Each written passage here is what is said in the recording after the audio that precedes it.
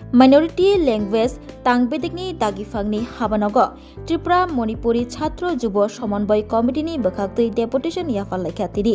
मे तालनि दक सालमारि ग्राक साल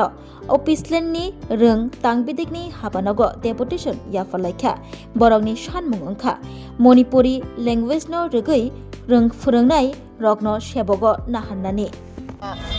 त्रिपुरा मणिपुरी छात्र जुब समन्वय कमिटिर पक्ष থেকে আজকে বকবরক এবং অন্যান্য সংখ্যালঘু ভাষা দপ্তরের মাননীয় অধিকর্তার নিকট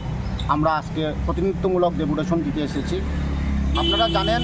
যে ত্রিপুরা রাজ্যে ভাষাগত সংখ্যালঘু মণিপুরীদের তাদের ভাষার স্বীকৃতি এবং অধিকারের দাবিতে এবং মাতৃভাষার মাধ্যমে শিক্ষা চালুর দাবিতে আমরা দীর্ঘ আন্দোলন করে এসেছিলাম। এই আন্দোলনের পরিপ্রেক্ষিতে 1998 সালে ত্রিপুরার বেশ কয়েকটা স্কুলে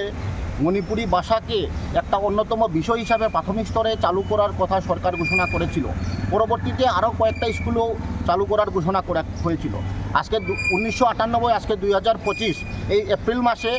পুরোপুরি 27 বছর পরিপূর্ণ হয়েছে, কিন্তু অত্যন্ত পরিতাপের বিষয় আজ পর্যন্ত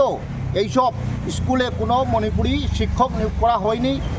কোনো পরিকাঠামো নেই, কোনো আর্থিক সংস্থান নেই। কিন্তু অবাক করার বিষয় হলো আজকে এত বছর যাবৎ সরকারের বিভিন্ন বিজ্ঞাপন এবং সরকারের তরফে বলা হচ্ছে যে মণিপুরি এই স্কুলগুলিতে মণিপুরি বিষয় দিব্যি চালু আছে এবং কোনো যথার্থভাবে আজকে প্রাথমিক স্তর থেকে শুরু করে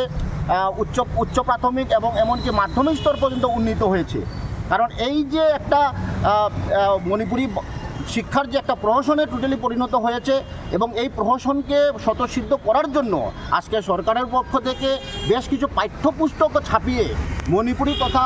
আমাদের জনগণকে একটা বিভ্রান্ত করে দেওয়া হয়েছে। তার বিরুদ্ধে আমরা প্রতিবাদ জানাচ্ছি এবং আজকে 1998 সালে সরকারের যে ঘোষিত স্কুলগুলিতে কেন আজ পর্যন্ত একজনও বিষয় শিক্ষক নিয়োগ করা হয়নি, তারপরেও সরকার কোন মুখে বলছে যে মণিপুরি ভাষা দিব্যি চালু আছে।